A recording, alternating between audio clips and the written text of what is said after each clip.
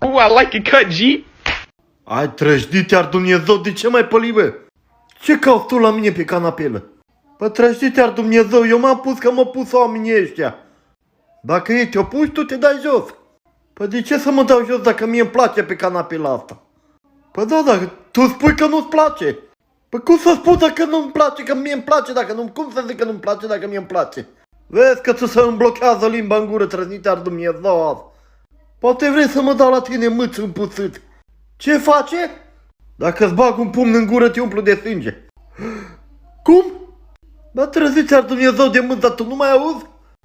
De ce ești violent, mă? Ia stai o țără, mă, tu chiar mi-ai băgat una, ce? Nu, mă, una ți-am băgat. Nu, stai să vezi ce-ți dau acum. Bă, Gheorghe, pe canapela asta avem loc amândoi. Da? Dar eu vreau să stau singur. Bă, Gheorghe, ești un mâț împuțit. Și tu un șobolan urât mirositor. Bă, Dumnezeu,